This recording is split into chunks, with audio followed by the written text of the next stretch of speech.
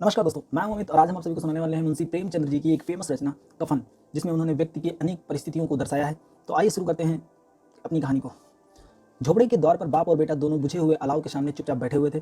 अंदर बेटे की जवान बीवी बुधिया, जो प्रसव वेदना में पछाड़ खा रही थी। रह रहकर उसके मुंह से ऐसी दिल दहलाने वाली आवाजें निकलती कि दोनों का कलेजा थम जाता। जाड़ों की रात थी, प्रकृति सन्नाटे में डूबी हुई थी, सारा गांव अंधकार में लय था। घीशू ने कहा, मालूम होता है बचेगी नहीं, सारा दिन दौड़ते हो गया, जब देख तो आ। माधव चिढ़कर बोला, मरना ही है तो जल्दी मर क्यों नहीं जाती, देख कर क्या करूं। घीशू ने कहा, तू बड़ा बेदर्द है, साल भर जिसके साथ सुख चैन से रहा, उसके साथ इतनी बेवफाई, तो मुझसे ज़्यादा तड़फना और हाथ पांव पटकना नहीं देखा जाता। चमारों का कुनबा था और सारे गांव में बदनाम घीशू एक दिन काम करता तो 3 दिन आराम करता। माधव इतना कामचोर था कि आधा घंटे काम करता तो 1 घंटा चिलम पीता, इसलिए उन्हें कहीं मजदूरी पर नहीं बुलाया जाता था। घर में मुट्ठी भर अनाज मौजूद हो तो उनके लिए काम करने की कसम थी। जब 2-4 फाके हो जाते तो घीसू पेड़ पर चढ़कर लकड़ियां तोड़ लाता और माधव बाजार में जाकर बेच आता। जब तक वह पैसे रहते दोनों इधर उधर मारे फिरते थे। गांव में काम की कमी न थी, किसानों का काम था, मेहनती आदमी के लिए 50 काम थे, मगर इन दोनों को उसी वक्त बुलाते जब 2 आदमियों से एक काम पाकर भी संतोष कर लेने के सिवा और कोई चारा न था।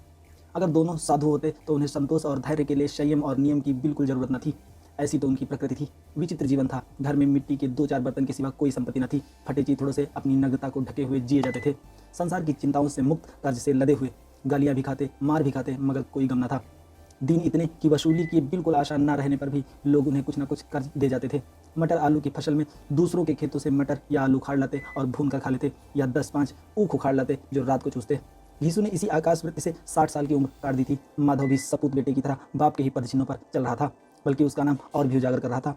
इस वक्त भी दोनों अलाव के सामने बैठकर आलू भून कर खा रहे थे, जो कि किसी के खेत से खोद के लाए थे। यीशु की स्त्री को तो बहुत दिन हो गए थे, देहांत हो गया था। माधव का ब्याह पिछले साल हुआ था। जब से यह औरत आई थी उसने इस खानदान में व्यवस्था की एक नई नींव डाली थी। इन दोनों बेगरतों का दोजख भरती रहती थी।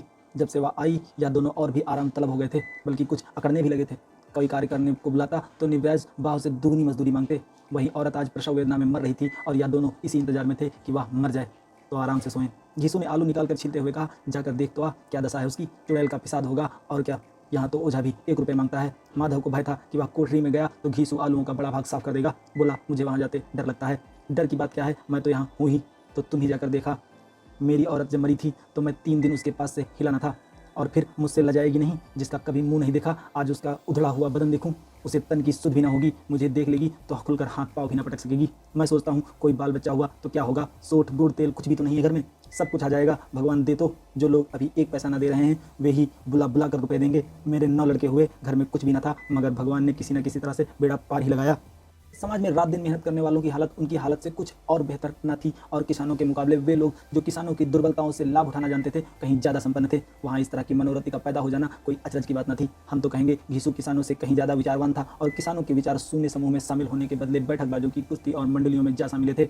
उसमें यह शक्ति न थी कि बैठकबाजों के नियम और नीति का पालन करता, इसलिए यह उस मंडली के लोग गांव के सरगना और मुखिया बने हुए थे, उस पर सारा गांव उंगली उठाता था। फिर भी उसे यह तस्कीन तो थी कि अगर वह फटे हाल है तो कम से कम उसे किसानों की जी तोड़ मेहनत तो नहीं करनी पड़ती है, और उसकी सरलता और निरहता से दूसरे लोग बेवजह फायदा तो नहीं उठाते। दोनों आलू को निकाल निकाल कर जलते जलते खाने लगे। कल से कुछ नहीं खाया था, इतना सब्र न था कि ठंडा हो जाने दें। कई बार दोनों की जबानें जल जाएं।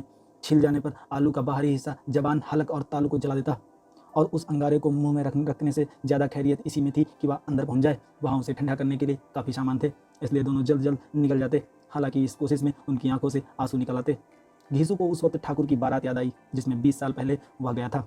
उस दावत में उसे जो तृप्ति मिली थी उससे के जीवन में वह एक याद रखने लायक बात थी, और आज भी उसकी याद ताज़ा थी। बोला, वह भोज नहीं भूलता। तब से फिर उस तरह का खाना और भरपेट नहीं मिला। लड़की वालों ने सबको भरपेट पूड़ियाँ खिलाई थी, सबको, छोटे बड़े सब ने पूड़ियाँ खाई, और असली घी की थी। चटनी, रायता, 3 तरह के सूखे साग, एक रसेदार तरकारी, दही, चटनी, मिठाई। अब क्या बताऊँ कि उस भोज में क्या स्वाद मिला। कोई रोक टोक नहीं थी, जो चीज़ चाहो मांगो, जितना चाहो खाओ। लोगों ने ऐसा खाया कि किसी से पानी न पिया गया। मगर परोसने वाले हैं कि पत्तल में गर्म गर्म गोल गोल सुवासित कचौड़ियाँ डाल देते हैं। मना करते हैं कि नहीं चाहिए। पत्तल पर हाथ रोके हुए हैं, मगर वाह है कि दिए जाते हैं। और जब सब ने मुंह धो लिया तो पान इलायची भी मिली, मगर मुझे पान लेने की कहाँ सुध थी। खड़ा हुआ तक न जाता था, झटपट जाकर अपने कंबल पर लेट गया। ऐसा दिल दरियावान ठाकुर था वो। माधव ने इन पदार्थों को मन ही मन मजा लेते हुए कहा, हाँ, अब ऐसा कोई भोज नहीं कराता। अब क्या खिलाएगा, वह अब जमाना दूसरा था। अब तो सबको किफ़ायत सूझती है। शादी ब्याह में मत खर्च करो, क्रियाक्रम में मत खर्च करो। पूछो गरीबों का माल बटोर बटोर कर कहाँ रखोगे।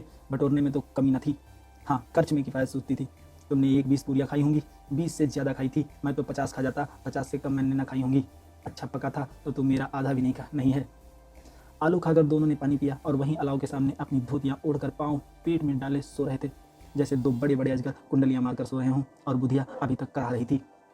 सवेरे माधव ने कोठरी में जाकर देखा तो स्त्री ठंडी हो गई थी। उसके मुंह पर मक्खियां भिनक रही थी, पथराई हुई आंखें ऊपर टंगी हुई थी, सारी देह धूल से लथपथ रही। उसके पेट में बच्चा मर गया था। माधव भागा हुआ घीसू के पास आया, फिर दोनों जोर जोर से हाय हाय करने और छाती पीटने लगे। पड़ोस वालों ने यह रोना धोना सुना तो दौड़ते हुए आए और पुरानी मर्यादा के अनुसार इन अभागों को समझाने लगे, मगर ज़्यादा रोने पीटने का अवसर न था। कफन और लकड़ी की फिक्र करनी थी। घर में तो पैसा इस तरह गायब था जैसे चील के घोंसले में मांस। बाप बेटे रोते हुए गांव के जमींदार के पास गए। वह इन दोनों की सूरत से नफरत करता था। कई बार उन्हें अपने हाथों से पीट चुका था। चोरी करने के लिए, वादे पर काम पर ना आने के लिए पूछा, क्या है वे घिसुआ, रोता क्यों है? अब तो तू कहीं दिखाई भी नहीं देता, मालूम होता है इस गांव में रहना नहीं चाहता। घीसू ने जमीन पर सिर रखकर आंखों में आंसू भरे हुए कहा, सरकार बड़ी विपत्ति में हूँ। माधव की घरवाली रात को गुजर गई। रात भर तड़पती रही। हम दोनों उसके सिरहाने बैठे रहे। दवा दारू जो कुछ हो सका सब कुछ किया, मुदवा दगा दे गई। अब कोई एक रोटी देने वाला भी न रहा मालिक। तबाह हो गए, घर उजड़ गया। आपका गुलाम हूँ, अब आपके सिवा कौन उसकी मिट्टी पार लगाएगा? हमारे हाथ में तो जो कुछ था सब तो दवा दारू में उठ गया। सरकार ही की दया होगी तो उसकी मिट्टी उठेगी। आपके सिवा किसके द्वार पर जाऊं? जमींदार साहब दयालु थे, मगर घीसू पर दया करना काले कंबल पर रंग चढ़ाना था। जी में तो आया, कह दूं चला जाए यहाँ से, तो बुलाने पर भी नहीं आता। आज जब गरज पड़ी है तो खुशामद कर रहा है, हरामखोर कहीं का, बदमाश। लेकिन यह क्रोध या दंड देने का अवसर न था। जी में कुड़ते हुए 2 रुपए निकाल कर फेंक दिया, मगर शांतना का एक शब्द भी मुंह से न निकला। उसकी तरफ ताका तक नहीं, जैसे कि सिर से कोई बोझ उतर गया हो।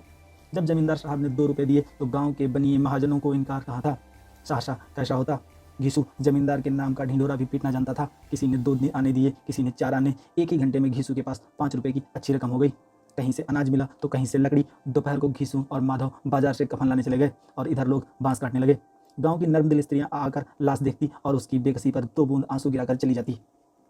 बाजार में पहुंचकर घीसू बोला, लकड़ी तो उसे जलाने भर की मिल गई है, क्यों माधव? माधव बोला, हाँ लकड़ी तो बहुत है, अब कफन चाहिए तो चलो कहीं हल्का सा कफन ले लें। हाँ क्या, और क्या, लाश उठते उठते रात हो जाएगी, रात को कफन कौन देखता है? कैसा बुरा रिवाज है कि जिसे जीते जी तन ढकने के लिए चितड़ा भी ना मिला, उसे मरने पर नया कफन चाहिए। कफन लाश के साथ जल ही तो जाता है, और क्या रखा रहता है? यही 5 रुपये पहले मिलते तो दवा दारू हो जाती। दोनों एक दूसरे के मन की बात ताड़ रहे थे। बाजार में इधर उधर घूमते रहे, कभी इस बाजार की दुकान पर कभी उसकी दुकान पर। तरह तरह के कपड़े रेशमी और सूती देखे, मगर कुछ जचा नहीं। यहाँ तक कि शाम हो गई, तब दोनों ना जाने किस दैवी प्रेरणा से एक मधुशाला के सामने जा पहुँचे और जैसे जैसे किसी पूर्व निश्चित व्यवस्था से अंदर चले गए। वहाँ जरा देर तक दोनों असमंजस में खड़े रहे। फिर घीसू ने गद्दी के सामने जाकर कहा, साहू जी एक बोतल हमें भी देना। उसके बाद कुछ चिकना आया, तली हुई मछलियाँ आईं और दोनों बरामदे में बैठकर शांतिपूर्वक पीने लगे। कई गुज्जियाँ ताबड़तोड़ पीने के बाद दोनों सुरूर में आ गए। घीसू बोला, कफन लगाने से क्या मिलता है, आखिर जल ही तो जाता है, कुछ बहू के साथ तो नहीं जाता। माधव आसमान की तरफ देखकर बोला, मानो देवताओं को अपनी निष्पापता का साक्षी बना रहा हो। दुनिया का दस्तूर है, नहीं लोग बामनों को हजारों रुपए क्यों देते? कौन देखता है परलोक में मिलता है या नहीं? बड़े आदमियों के पास धन है, फूंके, हमारे पास फूंकने को क्या है? लेकिन लोगों को जवाब तो देना पड़ेगा। लोग पूछेंगे कफन कहाँ है? घीसू, अबे कह देंगे कि रुपए कमर से खिसक गए, बहुत ढूंढा नहीं मिले। लोगों को विश्वास तो ना आएगा, लेकिन फिर वही रुपए देंगे। माधव भी हंसा। इस अनपेक्षित सौभाग्य पर बोला, बड़ी अच्छी थी बेचारी, मरी तो खिला पिलाकर। आधी बोतल से ज़्यादा उड़ गई। घीसू ने 2 सेर पूड़ियाँ खाई, चटनी, अचार, कलीजियाँ। शराब खाने के सामने की दुकानें थी। माधव लपक कर 2 पत्तलों में सारे सामान ले आया। पूरा 1.5 रुपया खर्च हो गया, सिर्फ थोड़े से पैसे बचे। दोनों इस वक्त इस स्थान में बैठे पूड़ियाँ खा रहे थे जैसे जंगल में कोई शेर अपना शिकार उड़ा रहा हो। न जवाबदेही का खौफ था, न बदनामी की फिक्र। इन सब भावनाओं को उन्होंने बहुत पहले ही जीत लिया था। घीसू दार्शनिक भाव से बोला, हमारी आत्मा प्रसन्न हो रही है तो क्या उसे पुण्य न मिलेगा? माधव ने श्रद्धा से सिर झुकाकर कहा, तस्दीर की जरूर होगा। भगवान तुम अंतर्यामी हो, उसे बैंकुंठ ले जाना। हम दोनों हृदय से आशीर्वाद दे रहे हैं। आज जो भोजन मिला वह कभी उम्र भर ना मिला था। एक क्षण के बाद माधव के मन में एक शंका जगी। बोला, क्यों दादा, हम लोग भी एक न एक दिन वहाँ जाएंगे? घीसू ने इस भोले भाले सवाल का कुछ उत्तर न दिया, मानो वह अपने इस आनंद में बाधा न डालना चाहता हो। जो वहाँ हम लोगों से पूछे कि तुम्हें कफन क्यों नहीं दिया तो क्या कहोगे? कहोगे तुम्हारा सर। पूछेगी तो जरूर। तू कैसे जानता है कि उसे कफन नहीं मिलेगा? तो मुझे ऐसा गधा समझता है? 60 साल क्या दुनिया में घास खोता रहा हूँ, उसको कफन मिलेगा, बहुत अच्छा मिलेगा। माधव को विश्वास न हुआ। बोला, कौन देगा? रुपये तो तुमने चट कर दिए। वह मुँह तो मुझसे पूछेगी, क्योंकि उसकी मांग में सिंदूर मैंने भरा था। कौन देगा, बताते क्यों नहीं? वही लोग देंगे जिन्होंने अब की बार दिया है। हाँ, अब की बार रुपये हमारे हाथ नहीं आएंगे। जो अंधेरा बढ़ता था, सितारों की चमक तेज हो रही थी, मधुशाला की रौनक भी बढ़ती जाती थी। कोई गाता था, कोई डींग मारता था, कोई अपने संगी के गले से लिपटा जाता था, कोई अपने दोस्त के मुंह में कुल्हड़ लगाए देता था। वहाँ के वातावरण में सूर था, हवा में नशा था। किसी ने तो यहाँ आकर एक चुल्लू में ही मस्त हो गए। शराब से ज़्यादा यहाँ की हवा में नशा थी।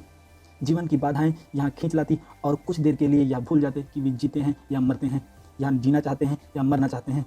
और यह दोनों बाप बेटे अब भी मजे ले लेकर चुस्कियाँ ले रहे थे। सबकी निगाहें इनकी ओर जमी हुई थी। दोनों कितने भाग्य के भली हैं, पूरी बोतल बीच में रखी है। भरपेट खाकर माधव ने बची हुई पुड़िया एक पत्तल उठाकर एक भिखारी को दे दिया, जो खड़ा इनकी ओर भूखी आंखों से दिख रहा था। और देने के बाद गौरव, आनंद और उल्लास का अपने जीवन में उन्होंने पहली बार अनुभव किया। घीसू ने कहा, ले जा, खूब खा और आशीर्वाद दे। जिसकी कमाई है वह तो मर गई, मगर तेरा आशीर्वाद उसे जरूर पहुंचेगा। रोए रोए से आशीर्वाद दो, बड़ी गाढ़ी कमाई के पैसे हैं। माधव ने फिर आसमान की तरफ देखकर कहा, वह बैकुंठ में जाएगी दादा, बैकुंठ की रानी बनेगी। घीसू खड़ा हो गया और जैसे उल्लास की लहरों में तरता हुआ बोला, हाँ बेटा, वह बैकुंठ जाएगी।